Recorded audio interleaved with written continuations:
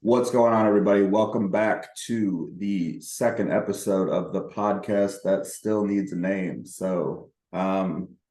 If you do have name suggestions or ideas, drop them in the comments below.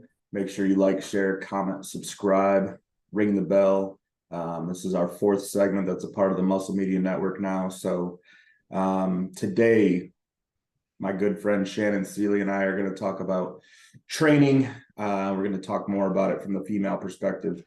Not that it's totally different from how males train, but there are some nuances, especially with the different divisions. Shannon being a very muscular women's physique, newly crowned pro as of September.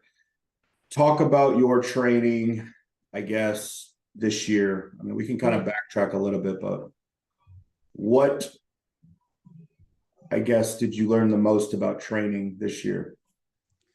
Well, let's backtrack first, because for someone who doesn't compete, I think the divisions get a little bit. Some people look at a bodybuilding, don't understand the classes and the divisions. And men and women are very similar, where everyone has the different divisions, and we do have these new divisions coming. Wellness is a fairly new division for women. So right now we have the bikini, the figure, the wellness, the women's physique, and the bodybuilding. I think we got to see, it's really good. You can look online and see the visuals of the differences, because when people see just one women's physique competitor on Instagram or one bikini, they don't realize the comparison difference of the muscle density that you need for those divisions. So for women's physique, obviously it takes time to build the muscle. And for my particular category, they're looking for that really nice X frame, tight waist. We want subtle striations. And for those who are not familiar with the credentials, the NPC and IFBB website does have a very detailed what they're looking for each category, which is great to look at, because it'll tell you what they want to see, what they don't want to see. And that also plays into the judging criteria, because we see women that come in super conditioned where they actually get marked down because they're too conditioned for certain categories. For me in particular, when I got into my training, when I started my training, I trained a lot more like a power lifter, probably for the first 5 years of bodybuilding. And that was when I was getting my feet wet. I wasn't quite sure how I was going to train and how my body was going to react with the effects of the training.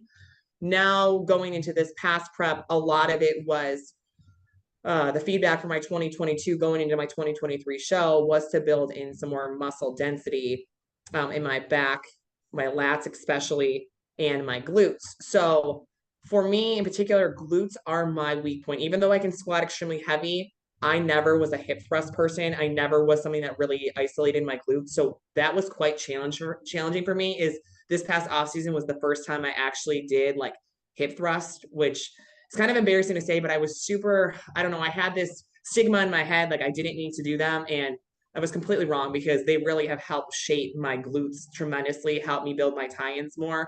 We talked previously, it's about training smarter. So I would make sure 3 times a week, even if it wasn't a leg day, I would make sure I hit a glute movement at the end of my workouts.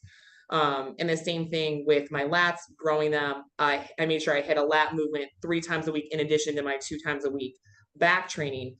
What really, really helped me is I did implement, especially for my lats, was a lot of DC style stretching. That was the first time this entire off season where I did implement the DC stretching after every muscle group. And I will say that effectively grew my glutes and my lats probably twice as fast as they normally would. And I know you're super familiar with that, because Dusty was the one that I learned it from. But if you're not familiar with DC stretching, you literally are you're training that singular muscle group, and then you are immediately stretching after to stretch those fibers out and allow that blood flow really to get deeper into those tissues and expand it out. And Tommy, maybe you can elaborate, because I'm still fairly new to this training concept. This has only been my second year going into DC training, but tremendously for me, I noticed a substantial growth, especially my lats, from implementing that. Yeah, I think the stretching can be applied anywhere or with any program. I think, force loaded stretches post training is a really good principle to incorporate. Or even, intra-workout stretching. I know John Meadows has a lot of the stretches built into some of his programs. It just helps the pump. It helps recovery. But DC itself is, I mean, the idea there is to put on as much size as possible in the shortest amount of time. So high frequency, low volume, progressive overload approach. So you've got a lot of muscle, but it doesn't mean you still can't do DC and find benefits from it. It's probably just going to be structured differently for someone like you versus someone newer who needs muscle everywhere. Like, Right. you know, they just need a foundation. Think of it like building a house. You want to get the house and the frame and everything up as quickly as you can. And then start worrying about the individual, like the bathroom, the bedroom, the kitchen, all that. So for newer people or younger people listening who haven't competed, or you haven't been in the weight room that long or in the gym, you know, you need to listen to some of this stuff with an understanding of where you're at in your journey. It might not, some of it might not apply to you. Likely, or likewise for people that are advanced, some of the newer stuff that we send out isn't going to apply to you because of stuff that you're already past or that you know, but it might help to be refreshed. So I just like to point that out, just so like someone that's brand new, who's never done the show, doesn't try to, you know, want to do the same training Shannon's doing. It's like, you're not there, you're here. You need to master the basics. But to touch on your point about hip thrusts, they're very valuable, and I'm not good at either. There's something I have to do. I need direct glute work. My glutes don't grow from just squatting or any other movements. Like, I need direct focus on my glutes. So some people can squat and grow their glutes ginormous. It's genetics at that point, or just maybe it's a bias of how you connect with your glutes too. But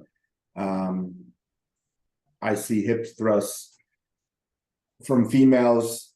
There's two spectrums. There's someone who does a lot of weight with horrible form, and there's someone who does a lot of weight with proper form and who's fucking strong. I think the main point to keep in mind, especially for, you know, ladies in the bikini and the wellness division, especially where glutes are pretty dominant, is make sure that the muscle that you have on your body is reflective of the loads you're using. So if you're doing, you know, 4 plates a side barbell hip thrusts and just jerking it up and down, but you have a pancake ass, it's probably time to reevaluate and cut the load in half and build back up properly. You know, leave your ego at the door. That movement is probably one of the most bastardized movements I see in the gym today, mostly because glutes have become such an obsession from a society perspective. But when I see like a little 150-pound girl trying to sling 5 plates up and down, I'm like, I'm 260 and I struggle with 3 plates a side. Granted, glutes are a weakness for me. I know that there's a disconnect there for what you're feeling. You're not feeling that in your glutes. So again, like anything, just check your ego, make sure you're that the amount of muscle that you have is reflective of the loads you're using. Yeah. And I think a good thing to point out is, especially as you're getting into this, if you are working with a coach, shoot them a video. I mean, that's the biggest thing. Is I have clients all the time where I'm like, hey, you know, you've been doing this program for 6 weeks and I need to see your form because I'm not seeing any progress. Let's check your form. Let's make sure your foot placement, all that. My rule of thumb is if you're working a specific body part, but you're not feeling it in that body part, your form is off. And I think that's kind of the con of doing a lot of virtual coaching is you're not there in the gym. So you're not able to really help with the form. So you're literally based on, you know, trusting your client and what they're telling you. And you don't know if they're eager lifting, you don't know how they're lifting. And I think that's kind of the downfall. But you know, that's one of the things that I had to make sure is, especially with this new movement, because I didn't do them. I just did 135s probably for the first 2 months of, you know, just thrusting, just to ensure I had my form. I was activating my glutes. I wasn't overcompensating and feeling it too much in my lower back or my shoulders, and I was making sure it was form. I see these people not, you know, doing the full range of motion. They're doing these little partials, which I do partials at the end, but if you're literally doing half-ass movements trying to activate it, it's not going to work. And that plays a huge thing, is your form over everything. I always tell people, oh, you're benching 315. Let me see you do 135 for 20 reps, perfect form first. And most of the time, most people can't. And it's one of those things where you have to leave your ego at the door. And I think that comes with time. It really does come with time and experience, because you get into a room, you're a fresh competitor going into a gym full of bodybuilders. you're going to get hyped up. You're going to get excited because you see everyone like-minded and you want to throw up some heavy weight to impress. But if you're not doing the proper form, you're going to, one, look like an idiot, and number two, possibly injure yourself. And so that's the one thing you have to understand is this stuff takes time. You're not going to do hip thrust for 2 weeks and have an ass as big as Mars. You have to take the time and ensure that your form is matching what you're trying to train. And that's the biggest thing with this sport is it's not about ego. It's at the end of the day, you're going to be on stage, not the person next to you. Make sure that your training is reflective of what you're trying to achieve. Yeah, and that's a good segue into the different divisions and the nuances. So not to like read everything verbatim off the site, because you can literally go to MPC News online and it has the criteria for each division, what they want to see, what they don't want to see. Now, it doesn't mean it's always judged like that at every single show across the board, because the judges can only judge what's in front of them on that day. So if there's, you know, a super hard bikini girl who wins the show, maybe it's because everybody else was so far out of condition that they couldn't give it to someone. And even though she might be harder than what the criteria says, she's the best on that day. You know, that's one example. But so just a basic rundown is, you know, bikini is a lower body dominant, a softer muscle. They don't want to see veins and striations. Again, not saying that you won't ever see that, because this is a subjective sport and it's not, there's no scoreboard.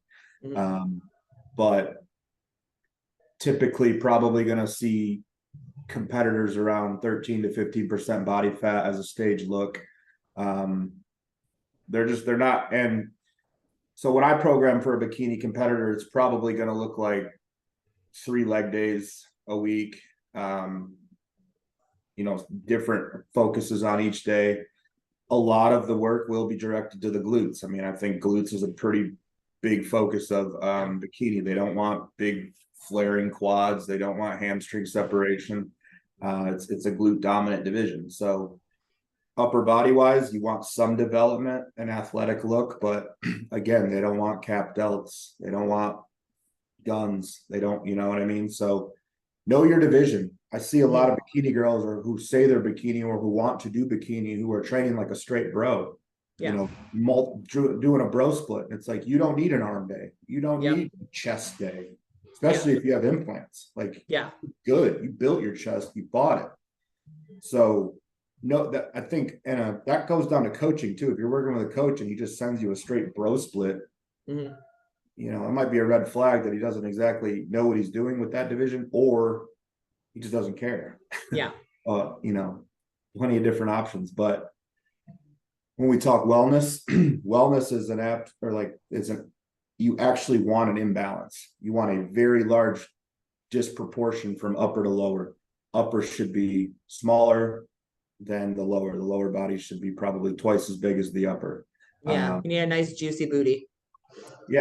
Again, a division that's going to be a lot of glutes. I think, you know, I laugh at how much glute work I build into wellness programs, because I was like, I would hate this. You know what I mean? 20 to 25 sets a week.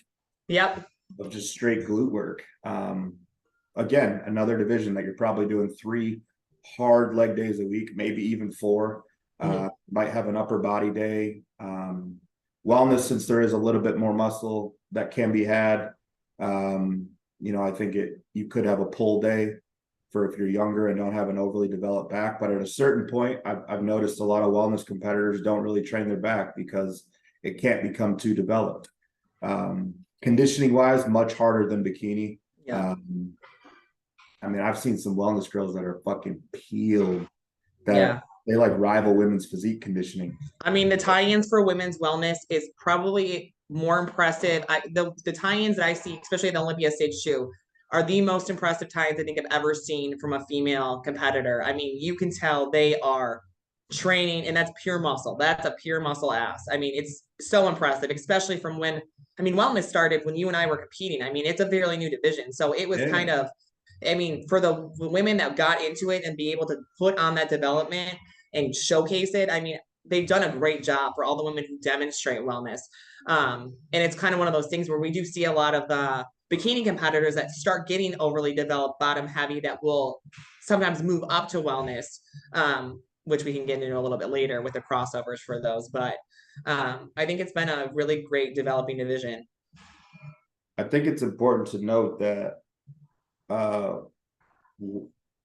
bikini is not smaller wellness, and wellness isn't just bigger, like wellness is, I would say the separation between wellness and bikini at the pro and national level is night and day. It is. At the local level, because wellness is fairly new and there's so many crossovers, and honestly, the quality of competition has gone down across the board at local and state shows, just because one, there's too many divisions. Two, there's too many shows in every state. There needs to be about half as many shows to make competition stronger and deeper.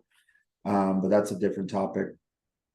So I often have to, I get a lot of girls that are interested in wellness or bikini, or they're confused on which one they fall on. And it's like, do both in the beginning, figure it out. Eventually you'll find your way. You'll either start gaining ground in bikini and realize like, hey, maybe this division's for me. Or you'll grow out of it very quickly. I will say, I think wellness, it's pretty easy to spot a genetic, and not like somebody who's like, I can look at a girl and be like, wellness. A girl that's probably always been bottom heavy most her life, really big legs, with, even if she didn't train, I would say someone like that is probably gonna take well to the wellness division and take off with it as far as growth. But if you're confused, if you're confused with divisions too, and this is just from my standpoint, use it like Tommy said, you can do both divisions and request judges feedback. And you can say, I've done this with feedback. Should I move to bodybuilding? Should I move to physique? What should I stay in? The judges will tell you, you have a great structure, stay with your division, or they'll tell you, yes, move up. It drives me nuts when I see Instagram when people are like, she should be in bodybuilding, or she should be in bikini, or most competitors, especially serious competitors like ourselves, we're listening to what the judges say, because obviously at the end of the day, it's a subjective sport. They know what they want to see. So listen to that. If they're telling you, no, don't move up, don't move up. If they're saying, yes, move up, you got to move up, because you're going to just keep placing lower and you're never going to excel in the division you want. They don't just tell you this just to give you bullshit advice. They're telling you this because they want to see you succeed and obviously develop what you need to develop. Yeah, no, it is a resource. I think make sure the judges that you're talking to are maybe have some definitely have been judging a long time, and maybe are also national level judges is probably who I would want to get my feedback from, not the local judge who sits on the same chair every year at the same show and has competitors in the show too. Like, probably not someone I want my feedback from. But good point. And then when we talk about the figure division, so figure is balance. I always say figure is flow, top to bottom. You don't want any dominant body parts. It should all flow together well, front, side, back, all of it. This is where we see that X frame, the cap delts a little bit more. The figure. They have beautiful X frames. They have beautiful symmetry. So you'll see boxed glutes. They don't want striated glutes though. At the pro level, figure, you get it. They're getting it. Figure is rivaling women's physique as far as conditioning. Which again, I'm not knocking it. I love conditioning. I think it's awesome. So I will say I'm glad I do men's bodybuilding, to where my criteria is very easy: get huge and get peeled. Like have 2 goals every year. Some of these other divisions, it's very hard to walk that fine line. And I know you've had to like kind of tiptoe between bodybuilding and physique. So, but figure division again, boxed glutes, not striated glutes, is what's on the website. They want lines. Think like a beautiful statue. That's how I describe figure, like beautiful symmetry, beautiful lines. If you're a female who's got wide hips, figures might not be in your cards. If you love to do it, go ahead. But I'm going to tell you, you're going to run into some girls with just wasp waists and frames that are just built for figure. Same thing. Like I can spot a wellness girl, I can spot a figure girl. I can just be like, figure. Typically, broad shoulders, tight waist, smaller hips, small bone structure. If you're somebody who has like a more of a mesomorph build like you, or, you know, kind of thicker, probably going to do best at women's physique, or wellness if you're really lower body dominant. But we'll move up to women's physique, and I'll let you describe that one because you're better than anyone. And this is really good. I want to point this out for all divisions, because I think people forget, for women's divisions, they don't go by weight class at all until women's bodybuilding. Men is different because they have quite a few more different weight classes. Women's divisions from bikini all the way up to women's physique, not excluding women's bodybuilding, it's only by height. So it doesn't matter. So when T's talking about, like, you know, these women and the heights and everything, it goes by height class. So you could have a 170-pound figure competitor and a 170-pound women's physique competitor. It doesn't matter, you know, who weighs what. They don't care about the weight. It's literally only about height. So keep that in mind for women's divisions, because a lot of people get confused, like, oh, well, I weigh this. It doesn't matter for women's divisions, excluding bodybuilding.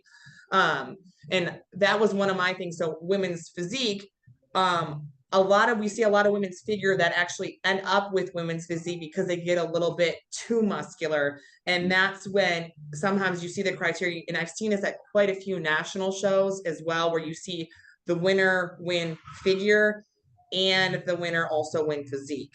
So there is, sometimes there's kind of a gray area with that. Obviously, when you get to like the Olympia division and the professional division, there is a very clear difference. These women's figure competitors have very, very snatched waists, where women's physique, we have that nice X frame. They want to see an X frame and tighter waist, but we have a lot more development, a lot more separation. They want to see the harder glutes, soft striations. They make that very clear. We need to be strided, not overly strided. So that's kind of the conditioning taking from figure to physique, is they want to see striations, softer striations. They don't want to see grainy. They don't want to see overly, you know, developed glutes where you're super peeled. What I will say is it is very impressive when I see some of these women's physique that are literally anatomy boards. I mean, they are so peeled. But a lot of them you'll see going into Olympia. I saw some impressive women's physique competitors, but they were too conditioned. And some people are like, oh, she should have won. She did not fit the criteria because they were too conditioned. So that is something that you have to take into account. And that was my thing too, is the conditioning and then the muscle density. So I did have to struggle when I first started women's physique. I was a little bit heavier on stage, and I had a little bit more overly developed legs. So I did go back and forth if I should do bodybuilding or I should do women's physique. And the only reason I stayed in women's physique is I did get the judges' feedback, and they were like, no, your structure is perfect. Do not move up, because at a professional level, you will not excel in bodybuilding.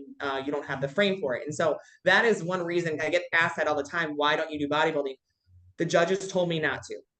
Obviously, if I changed my training up and I kept adding, you know, some more density, more size, maybe down the line you will see me in women's bodybuilding, depending on how my physique shapes and how the criteria changes. But we are looking for a very similar X frame as figure, but a lot more muscle, a lot more density, more striated. You know, you're going to see a lot more vascularity with my division. You know, it's not uncommon to see, you know, as women are flexing, you're going to see veins all over their abs, their biceps and stuff, and that's okay. Again, just remember too, whoever shows up that day, they're going to be the comparisons for you. But ideal women's physique is going to be that nice, muscular, full, I will say full muscle bellies too. I like to see that nice, like the muscles popping and everything, where you can see everything full, but everything separated, really nice separation. And I think that's what kind of is the muscularity of each division is really the key factor that separates them. And you can see, if you see a side-by-side of a woman's figure, physique, and bodybuilding side-by-side, immediately you can tell the difference. It's very hard when we discuss it and we don't have like a, you know, a diagram pointing out. But if you ever, you know, are curious, just put up the overall winner of a figure, show, physique, and bodybuilding, and you can clearly see the differences from each division. So it just depends. I mean, because my stage weight for North Americans was 160 pounds, which is fair nowadays, but there are some women bodybuilders that do compete at 160 pounds. I'm 5'5". So yeah, 5'5" at 160 is, I mean, that's a dense human. Yeah. As far as females go. So, and then, you know, you don't really need to give a ton of emphasis to bodybuilding just because I just don't think there's too many people doing it. I mean, it's very strong at the pro level, like it's Yes. thriving, but Yes. at the amateur, it's you kind of get one or two per year who are Yeah. studs to turn pro because there's really no competition at the amateur level, unfortunately. Yeah. It's probably a society thing. Plus, there's all these other divisions to choose from now, whereas back in the day, it was just bodybuilding on men's and female. Like that was the only choices you had. So, yeah. And then obviously with the divisions too is, you know, as you go up in weight and you go up in class and you go up in divisions, it's going to change your food protocol, your gear protocol, which that'll be something we should discuss later on, is like you have to change your gear protocol as you go up in order to put on the size that you need for the divisions. Yeah, I mean, it's gonna, you know, I think we can save that for a different episode as far as different, I guess, things that are probably going to happen. But as far as, you know, so that's kind of the different divisions. The training, like you know, bikini and wellness is lower body dominant, probably at 3 to 4 leg days a week, very little upper body work. At a certain point, once your upper body's developed, you might not even train upper body for months at a time because it can't grow anymore. If that's feedback you get and you want to stay in the division you're in, then you have, and I've had to tell that to wellness girls, especially like if you keep training upper body and taking the PED, like you can't tell your upper body not to grow from drugs, but only your lower. It doesn't work like that. Right. You basically have to say, I'm not going to train anymore in my upper body. I'm only going to train legs. I mean, Michaela Eacock has been training leg days only with a few upper body days sprinkled in throughout the years for like 2 years straight. Yeah. That might be what it takes for some of you listening in order to keep excelling and doing what's best for the stage. And that's where you have to remove your emotional bias from what logically you have to do to get better for the stage. If you're just doing this for you and you don't care about placings, then crack on, train how you want, train your upper body 2 times, however you want to do it. But just understand if you're jacked looking like a women's physique competitor trying to do wellness in the upper body, it's at some point it's going to be a reason you lose. It might not be at the local level, but at the national level, I can guarantee you it's probably going to come back to cost you. You know, as far as when I think figure training programming, it's maybe 2 lower body days a week split between hamstrings and quad bias, an upper body day, and then a lot of back and lats. We see a lot of back and lats with that too. I think figure is delts, back, especially lats, and then quads. So right down the center. I always say what really sets a figure, I know right away when I see a figure competitor in the gym because they probably have the most impressive lats. I always know right away they are known for their lats, that wide back. Obviously, you need lats for every division, but figure, because they're such a prominent, the delts and the lats, you see a lot in that. And I think that's a huge recognizable, you know, facet for that division. Yeah. And I think one thing I don't program shrugs. Like I don't do direct trap work for figure. It's going to show the leaner they get, they're going to have traps. I don't think dominant traps is necessarily a beneficial thing in figure. You need development there, but I don't think you want to walk around with traps that are rivaling women's physique and bodybuilding competitors. You're going to get plenty of indirect work from, you know, any pulling movements, hinge movements, or, you know, direct upper back work in general. So I don't program shrugs for females. I don't recommend it. I think girls get obsessed with traps when they're lean and on drugs because they see them. So it's easy to want to train them more. But that's not a muscle I would train, and I don't program it for figure competitors. I don't even train traps myself. For me, that's my dominant muscle that just is always there. That's one of those things. If I train it, it'll be overly developed. And that's a really good thing to know when you're training is if you're an endomorph, if you're ectomorph, what body parts, everyone's going to have that body part that grows a little bit better, or you just have that genetic gift of, oh, hey, I have oversized traps. I am not allowed. It's on my program. Do not train traps. got it. And that's one of those things is you got to know how your body responds too, because most of the time your coach, especially if your coach is getting to know you, I make sure to note if I'm working with your coach, hey, I have overly developed traps, make sure that they know that. Just because if you keep training them, it's going to overcompensate your symmetry and throw off your physique. Right.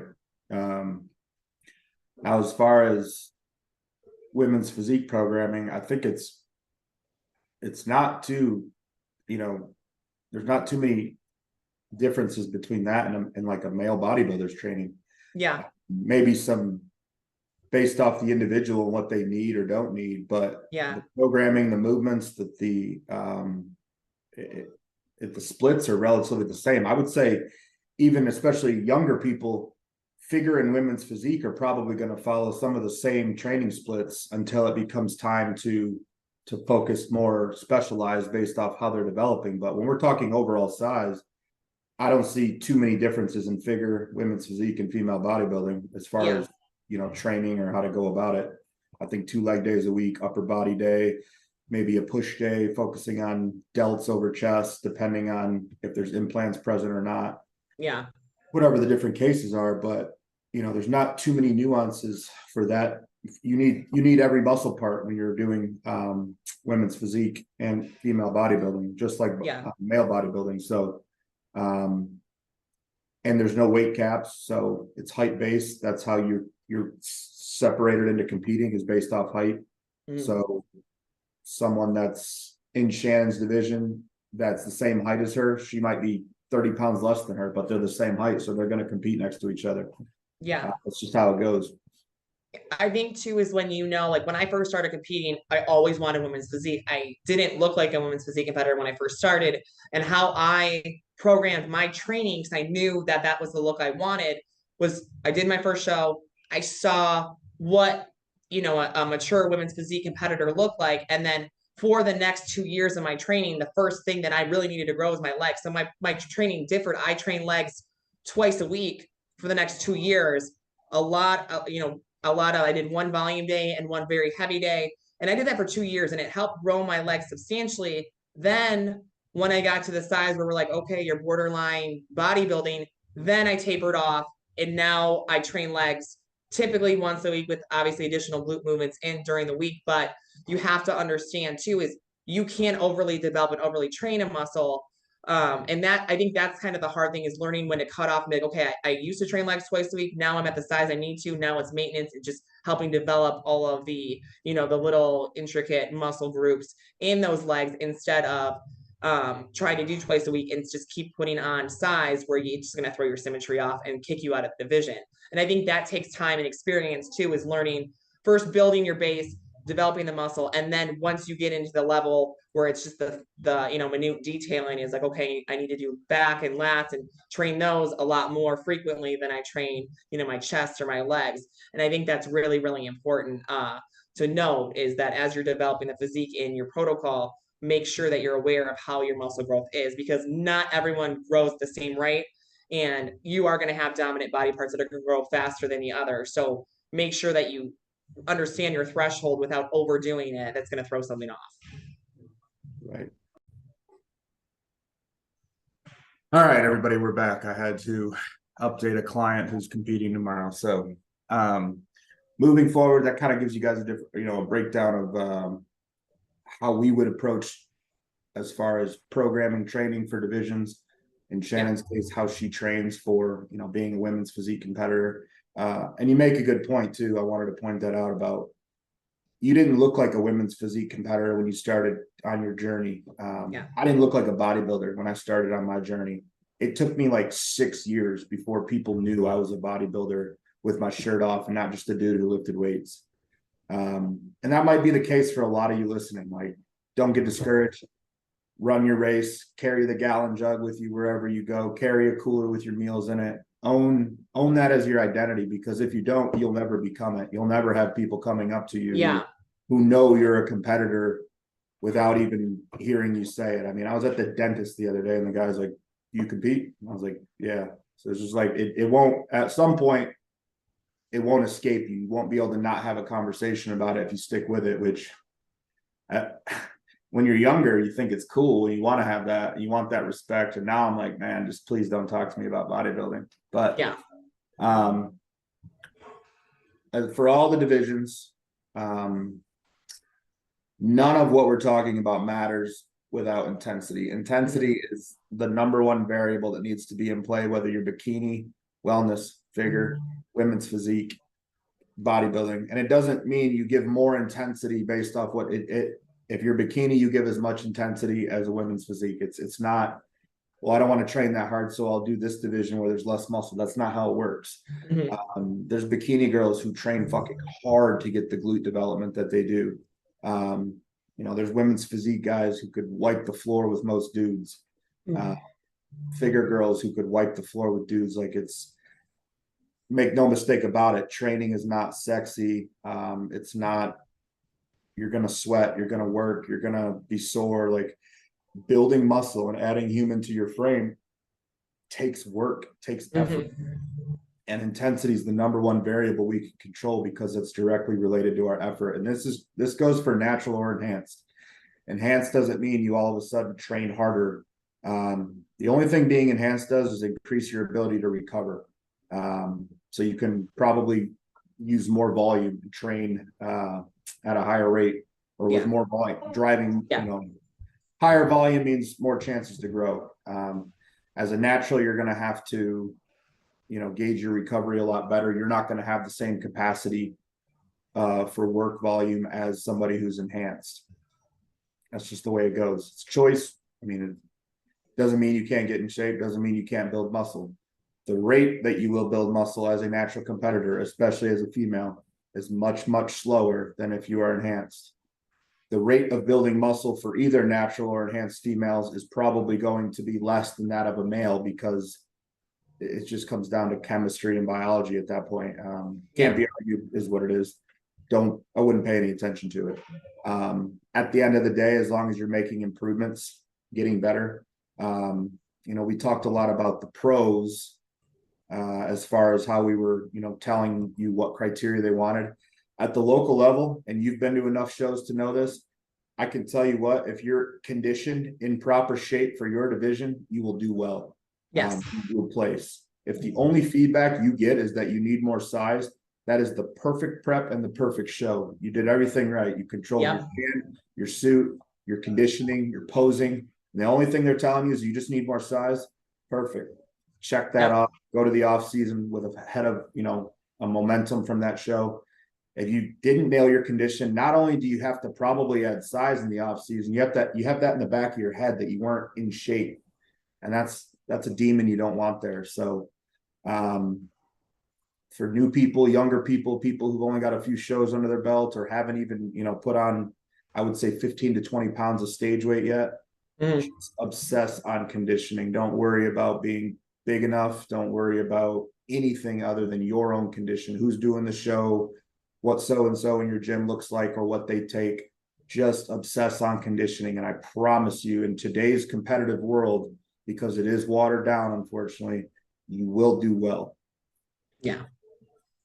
So when we talk intensity, there's a lot of different things we can get into about it, but it really, the most basic way to do it is, for example, a set of 10, whatever the movement, insert movement. You're going to give your very best effort for those 10 reps. You're going to control the tempo that you're training with. Rep 10 will look like rep 1. The only thing that will change is the speed might slow up because you're getting closer to failure. You're going to take your work sets to failure. Now, when I was younger, what I thought failure was a lot different than what I know it is now. I thought, like, I had to collapse under the bar if I was squatting, or the hack squat machine, or the leg press. I had to bury myself and someone had to come help me out. Like, that's okay if it happens once in a while, because it shows you, like, all right, that's here. I probably only need to take it to here. Failure is the inability to do one more rep with proper form. Yeah. And I like how you say that too with the form, because that's a huge thing with intensity and making sure that your sets and everything's good. I've done it a couple of times where I've done sets, I'm doing 10 sets of 10 or something. I'm really OCD with my training. Sometimes I'll video sometimes, not all the time, but I'll be like, oh, I need to check my squat form. If I have shitty form, I don't even count that entire set. I'm like, no, my form was completely off. And I'm very critical of that. And I think that's very important, especially when you are, doing this as long as T and I have, like every exercise, every set for me, every rep counts. And if I feel off or I feel like, no, my form was off or my knee was just slightly over my toe more, like I won't count that and I have to reset. And I do that as for my training clients too. Like I will be like, nope, your form was shit. I was like, you didn't listen to me. Stop. We're redoing it all over. And I think that's very important to understand is we don't do it, and trainers and see, we don't do it to be assholes. It's literally to help develop the proper muscle and also to prevent injury, because you can squat 405 with the shittiest form. To me, that's not impressive. That's not impressive to me if you're benching 315, but your ass is coming off the bench every time. I wouldn't even count that. And I think that's very, very important to do is you train the intensity, but you have to also train smart. You can't just tell me, oh, I just deadlifted 500 pounds. You didn't do a full lockout. That's not going to count. So keep that in mind with it. Your form is everything. And if you're questioning your form, it's probably not right. Right. I think that is, good advice. I want to kind of dig into you personally as far as what do you think you did right your first 5 years of training? And then what are some things looking back that you feel like you did wrong that you could give as advice to other people? Most of you know, and I think that's kind of how I started getting known in the industry, was because I was putting up crazy numbers. I was lifting intensely crazy. I was training like a power lifter. The gym T and I started at, it was a powerlifting / bodybuilding gym. So there was a lot of people doing Olympic style lifting and doing bodybuilding but also doing powerlifting. So you're surrounded by all these amazing athletes. And for me getting into the sport, I was super motivated. And I wanted to show people how strong I was. So I would pull up some impressive numbers, but I mean, I do 2 or 3 reps of them and then I'd be toast. And then obviously like, I'm just sore, I'm injured. I will say the number one thing, and I always tell this to people now because I get comments all the time about my forearms. I have very large forearms for a women's physique competitor. And it's not from my gear protocol. It's not because I train my forearms. It is because for the first 5 years of training, I was gripping incorrectly with my back movements. And so a lot of it was forearm dominant. So now I have to kind of offset that nowadays. Like I have to make sure that when I'm gripping for my back and stuff, that it is isolating my back and I'm not just pulling and just getting into my forearms. And I think that was a huge thing, is I didn't pay attention to grip, my grip positioning the first couple of years of training. And that played a huge part because, I'm training super intensely, super heavy, thinking I'm dead. And I'm like, why are my forearms growing? It's because I'm literally gripping incorrectly. And it was something so minute that you don't even notice until over time. I'm like, why are my forearms so massive compared to like the amount of, my back wasn't reflecting it. And that was a huge wake up call to me. And then learning my proper hand positioning, foot positioning too, squats. I didn't know when I first started, and I wasn't a trainer when I first started bodybuilding. Changing your foot stance, changing the angle of stuff, all plays a huge part in what muscle groups it targets. So that was the biggest thing for me, is learning, hey, you can't just squat. You have to, what are you trying to target? Are you hitting your glutes? Are you doing more quads? Are your feet straight? Are you doing a wider stance? All that positioning, grip positioning, that plays a huge part in what you're actually trying to target. And that's one of those things that just over time, you kind of learn. And that was my biggest wake up call. And I think for the first 5 years, I struggled with that until I realized, oh, hey, if I widen my stance out more, this is going to take pressure off the knees and help my glutes more. Or, hey, if I grip, a little bit softer, or I don't pull so hard, or I'm actually engaging my lats. And I think that was another thing, is engaging the muscle. You can do lat pull downs all day, but are you engaging the lats, or are you just rolling forward and it's just all going into your shoulder? So that's a huge thing too, is make sure you're engaging the muscle. And like I said, that was just over time. I mean, I think I had more injuries the first 5 years of training than, now the last 7 years I've been training. And that was just because it was a learning curve, learning how to squat properly. And I don't know if you struggle with that. I feel like that was my biggest struggle, was learning the proper positioning for the movements. Yeah, I think that just comes with time and just repetitions. I mean, time in your body doing the same thing over and over and over for years, you're gonna figure it out. I mean, Lane Norton had a great analogy the other day on It's Just Bodybuilding's podcast, where he said, if you just go outside and wanted to get really good at shooting 3-pointers, and you went outside every day for 10 years and shot 3-pointers for 2 hours a day, you're not going to the NBA, but you're probably pretty good at shooting 3-pointers at the end. You know what I mean? That's how training goes. If you go to the gym every day for a decade, not every day, or just, consistently. Yeah. Consistency being the main, word to focus on there for 5 years, for 7 years, for 8 years, 10 years. You're probably going to be a lot better at training than you were. And you'll learn a lot along the way that we can't teach you in this 1-hour podcast. It's just a lot of the stuff I've learned has just been like, how many lat pull downs did I do before I finally figured out where my lat was? You know what I mean? But I will say with mind muscle connection, because that's, I think, a big part that you learned along the way. And I can say the same.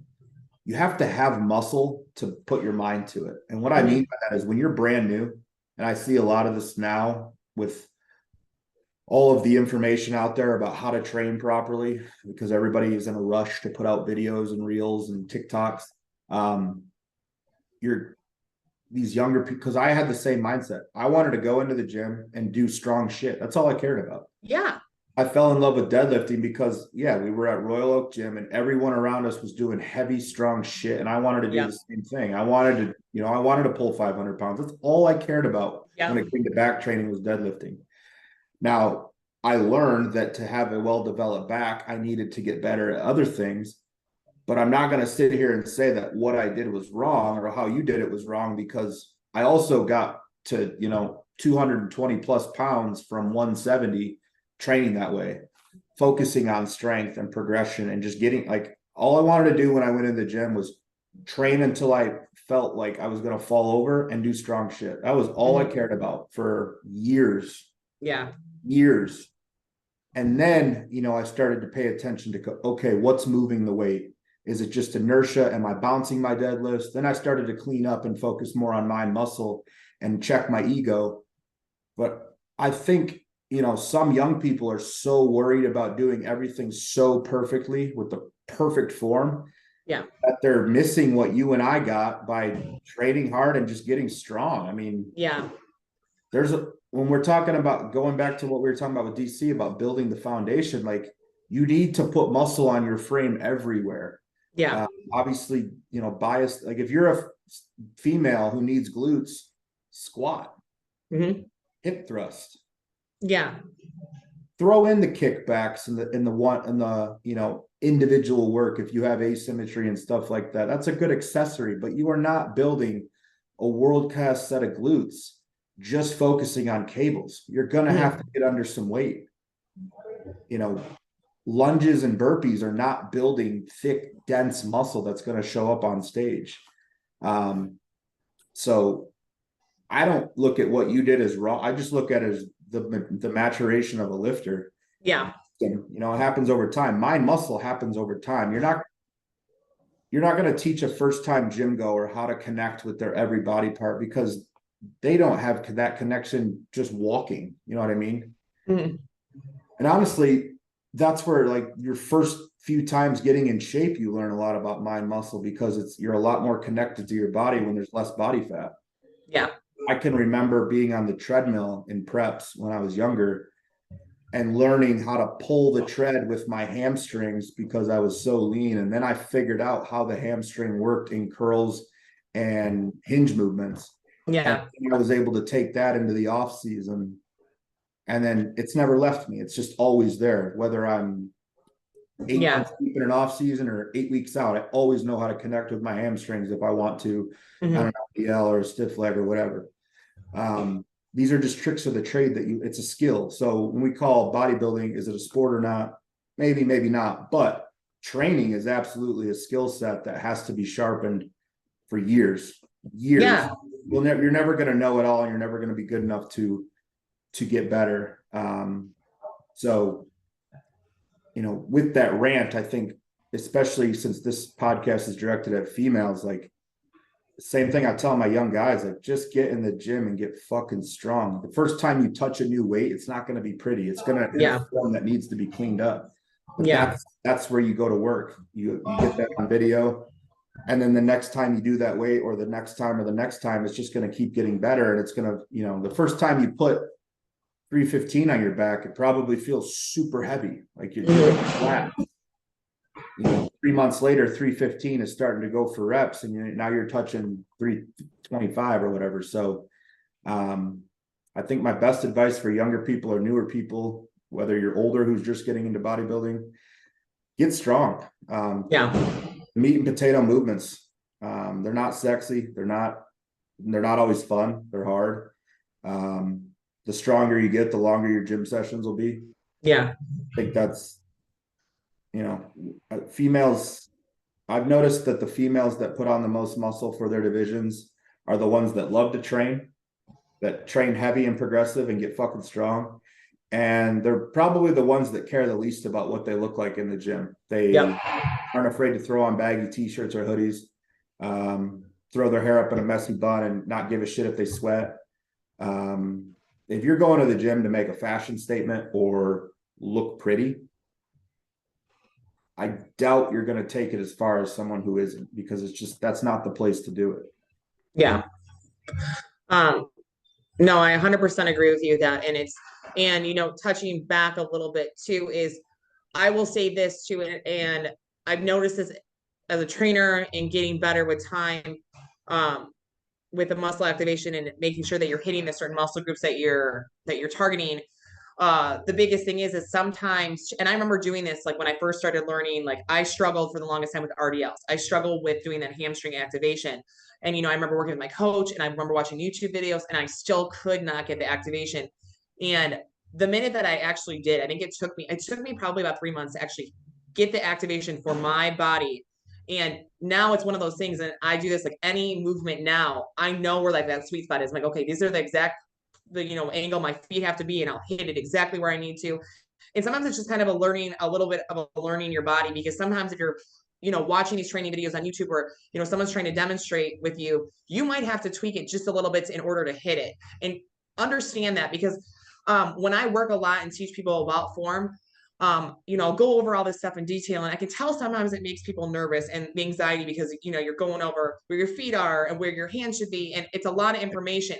So my rule of thumb when I'm teaching somebody, especially females with their form, is I'll go over all this and then I'll have them do a couple sets, and they're usually a little shaky because they're just over analyzing. And then I say, okay, put the weight down, go take a lap around the gym, and come back and don't even think about anything we just did, and lift. And 90% of the time, their form's perfect. They got rid of all that stress and anxiety. And I always tell people, you're typically overthinking it. If you're hitting the muscle group, you're hitting the contraction. If your form doesn't look exactly like somebody on YouTube, don't worry about it if you're hitting it. Everyone's body and its symmetry, like I have uneven lats. So I know that sometimes some of the movements I do might look a little bit different, because I have to train a little bit more isolated on each side individually to grow one lat compared to the other. And that's what I always say. The biggest thing is don't overanalyze your form to the point where it's stressing you out with the movement, because then you're just going to have a shit workout. You have to obviously have proper form, but if you're overanalyzing and overthinking it too much, it's just going to be worse for your training, because you're not going to have the right headspace for your training. Yeah.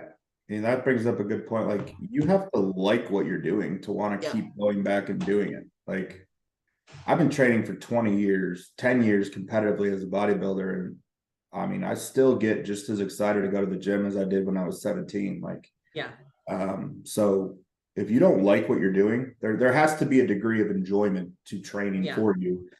Now, don't get me wrong. There's going to be some stuff that you have to do that you might hate. Like, I don't like split squats. I hate them, but they work really well for me. So I need to build up my glutes by doing them.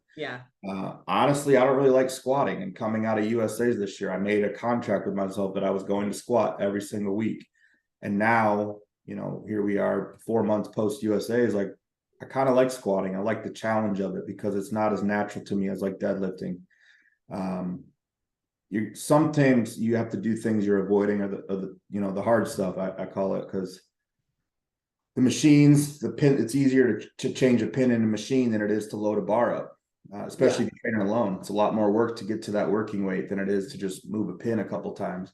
I know we're getting close on time, but as a female who's put on a lot of muscle and been doing this for, a decade plus, what are the common things you see of why females struggle to put on muscle? This is the biggest thing. Boredom. Most people don't like, especially for somebody in a sport. I'm very repetitive. I do not train. I do not change my training schedule. I run it 16 to 18 weeks, sometimes 20, the same exact workout. Maybe sometimes I'll alternate leg press and squats, but I'm pretty much doing the same exact workout for 16 to 20 weeks at a time. And the biggest thing I see for these females is they switch it up too much. And you need to be consistent with your training. It's not going to be, you're not going to be like, oh, I'm going to switch. You have to be very consistent, because what you're doing is you're working that same muscle group every day, the exact same, or however many times, the exact same positioning, the exact same movement.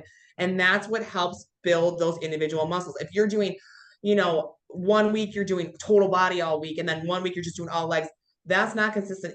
There's a reason why these programming, and that's the reason why you can get John Meadows programming and Dusty Henshaw training and your training. These are reasons why we write these programs.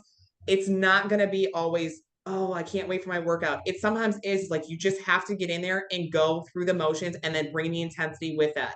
I mean, I know the back of my hand right now, my entire workout, my reps, my weights, my sets. And I feel like for somebody who is at the level you and I are at, you should know. Somebody like, hey, how's your leg day? What's your leg day look like?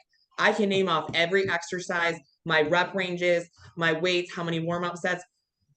You have to be uncomfortable. And I think that consistency makes people uncomfortable because they don't like how the simplicity of it. Basically, it's simple. The training is, you do the training, you get the results. Some people don't like the simplicity. They want to add in all these things they see on TikTok, all these new movements. The basics really work. It's just, you have to keep training that. You have to do that repetitive training. And that's the biggest pet peeve of mine is I'll write, workout protocols. And after 8 weeks, I'll get an email from a client. This is boring. I don't want to do this anymore. Well, sucks to suck, but you know what? If you want to get the results, you got to keep doing it. I mean, sometimes I might change one tricep movement just to appease them, but I really don't like to really mess with the protocol. Once you're in it, at least run it for 16 weeks, and then you can change it up. I think any program that you even get, like even John Meadows, I've done so many of his, he has like a 12-week protocol where he might change one or two movements, but it's pretty much the same workout every week, depending on the program. But I feel like that is the biggest thing that I see with females is you guys like to do too much stuff that you see online that'll say, oh, we can grow the booty with this booty workout for this. No, like the basics really work. The squats, bench, and deadlifts, those are the three iconic. I mean, you could literally build your entire physique with those three movements if you had to. But it's the basics. When you add all this weird stuff in that you're seeing now, oh, grow your lats by doing weird stuff, like no, it's just sets you up for more injury. And at the same time, when you're just looking at somebody online that might not have the experience, how do you know where they're getting their knowledge? That's the other thing too, is like, look at the credentials of somebody. Are they a trainer? Or are they just trying to get views? That's the biggest thing. But the biggest takeaway I tell females is it's not always going to, like you said, it's not always be glamorous. It's not always going to be enjoyable. You have to get uncomfortable. I take the uncomfortability as a challenge. There's sometimes where I'm like, oh, I got to go in and I got to do, a set of 80 lunges today. I'm dreading it, but I feel so much better after I do it, knowing that I did that 1% more that day to put me ahead. Yeah. There has never been a time in my life where I've been excited to do lunges. Not one. I bitch about it until internally, like my inner bitch is going off about it until I'm done. I'm like, yep. I fucking did it. Yeah. But there's no time in life where I'm like, lunges, let's go. Like, yep. No, I hate them. But that, doing stuff you hate or doing stuff where you're uncomfortable, that's where the growth lies when we talk about muscle. And mastering the basics, that's all it is. Yeah. Whether it's training basics, food basics, there's not a ton of, variety that really needs to be built in. Yeah. This sport isn't about variety. Let's be honest. The sport is very, very it's repetitive. I love eating the same foods. I love training the same things. You don't have to think. Once you're programmed into it, it's simple. You don't have to think. You're not stressing. Like, I'm not worried about what I'm working out today. I know what I'm working out. I know what my post-workout meal is. It's to the point where it's like, I don't have anxiety. I don't have stress about it. I know exactly how my day is going to go. And you have to like that simplicity. You have to like that. If you're one of those bougie people that want the variety, the sport might not be for you, because it's really just the basics and consistency that's going to bring in the results. Yeah, you're going to find yourself chasing your own tail a lot if you do like variety, because you're never giving anything enough time to see what works. You're not figuring anything out, or you're not letting a coach figure things out for you to then put you in the best position. I see, you know, working with females, the ones that do the best seem to be the ones that can just train like savages. Whatever the plan is given to them, they are going to, almost to the point where like I'll have to, like, if I'm watching a training video from a female and I'm like nervous for her to go for that next rep because the rep previous was like it should have been done. Yeah. That's good. I would rather have to pull you back intensity wise, Yep. than like keep pushing you to give more. That's Yep. where you want to be. If your coach is like, hey, like good set, but let's dial it back. That was like, you know, make sure don't take your head off with the bar when you're squatting at the bottom. And I'll say this because I tell a lot of my younger guys this, like learning intensity. I didn't learn intensity right away. Like I didn't learn it for years until I started working with Dusty. That's when I started to learn, like, all right, I was training like here, pretty hard, pretty heavy, pretty aggressive. I had room to go way up there. And that Yeah. wasn't learned until I trained with someone who was watching me, giving me feedback on videos. And then it just went up 10 notches when I moved to Arizona and started training with him in person. That might not be your case. You don't have a Dusty or a me or a Shannon or whatever. So what I tell people, and this goes for girls too, is find the hardest trainer at your gym and offer them money to jump in a session with them. Yeah. They might tell you no, especially if they're in a prep. They might tell you to fuck off. And they have that right too, by the way. That's not like they're not obligated to like take you in under their wing. Like I don't do that for people unless it's like they've shown me enough about them already, or I've seen some of their videos, or I see them on my gym getting after it. I might take in somebody if somebody came up to me like that, but offer them money. Or if there's, you know, someone that maybe they're not a trainer, but I guarantee they can put you through a session that will change your life. Hire them for a session, even if you have to travel for it. Get outside of your comfort zone. Put yourself in go to a new gym 3 hours away if you have to train with somebody who's like at a level that you aspire to be at. I had a guy do that in Michigan. I had a guy come from Grand Rapids to Metro Detroit to train with me for a session because he wanted that, you know, to learn how to train DC back. Yeah, I did that for a while when I was at, I mean, I lived from Royal Oak Gym. I drove 50 minutes pretty much every week just because I liked the environment. I liked my trainer at the time. It was a great workout and I needed that push. Yeah. So if you're younger and you've never learned intensity, the only way to do it is to throw yourself in the fire and figure it out. You'll learn real quick too if it's for you or not. Yeah. You know what I mean? I remember when I was 23, I had a guy train me, and that session still rings in my head because it, like, I blacked out on the leg press. It was the first time I'd ever trained hard in my life at that point. So, you know, if you're newer or you've never taken it there to what we're talking about, and if you're working with a coach who doesn't take videos, you know, try that out. Look at your gym. If there's somebody that's got a physique that you admire and they train like an insane silent patient, just talk to them. Maybe not in their workout. Respect their space because they're there to get a job done too. But just ask them, like, hey, if I gave you, you know, come up with a number, X amount of money, would you train me for a session? Or could I jump in with you for a session? Yeah. Be respectful. All they can do is tell you no. Yeah. And, you know, like you said, I'm like you, where it's just like, I've had people do that. I hate training with people, period. Now, I don't like to train at all. I don't even train with my husband. Like, it's my thing.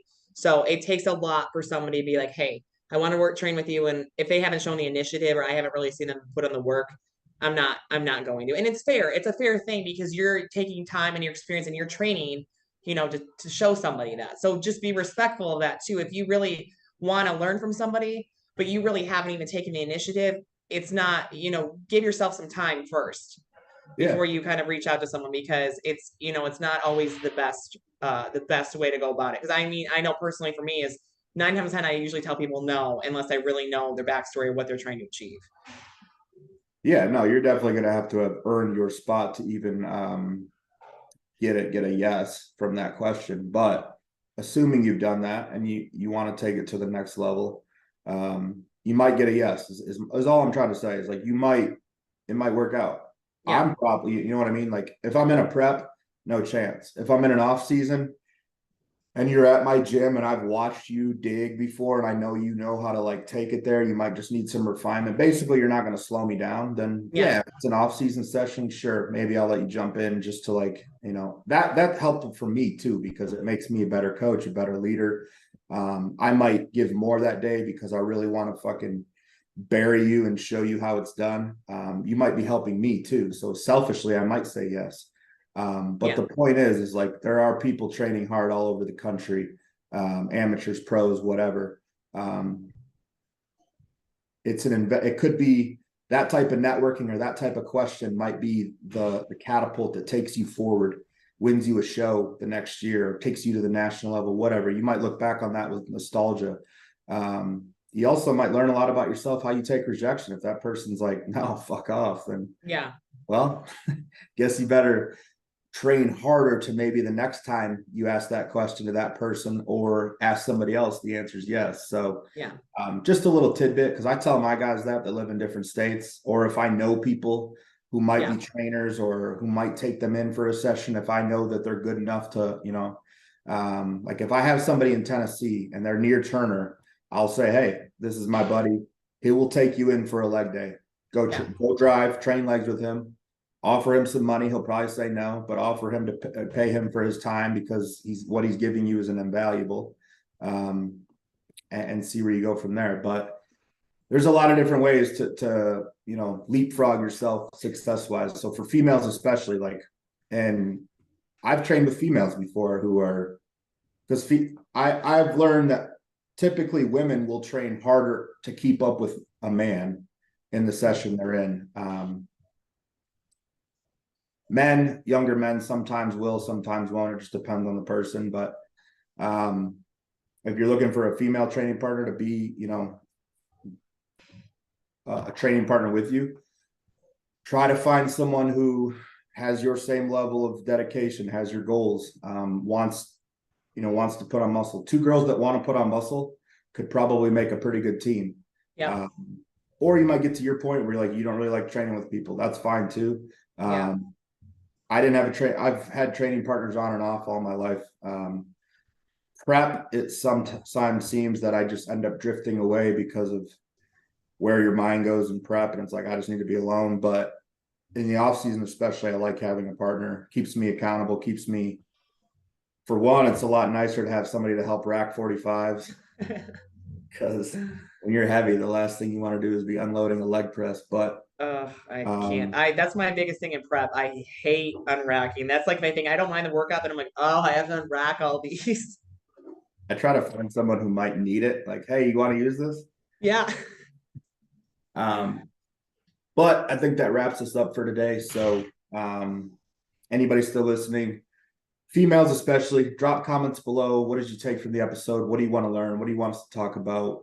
This segment is dedicated to women of all divisions. And even if you're not into bodybuilding, but you just want to improve your lifestyle, there's something to be had for you here too, value-wise. You know, male coaches who work with females, if you have feedback or stuff you want to see, or, you know, training techniques or styles that you've seen work, drop it down below. You know, the more participation we get in the comments, the better community we can build. We also have the Facebook group, Muscle Media Network. Just request access. One of the admins will grant you approval. And that's a good spot too, to just talk bodybuilding and, you know, talk improving. So until next time, for Shannon Seeley, I'm Tommy Styles. We are out of here.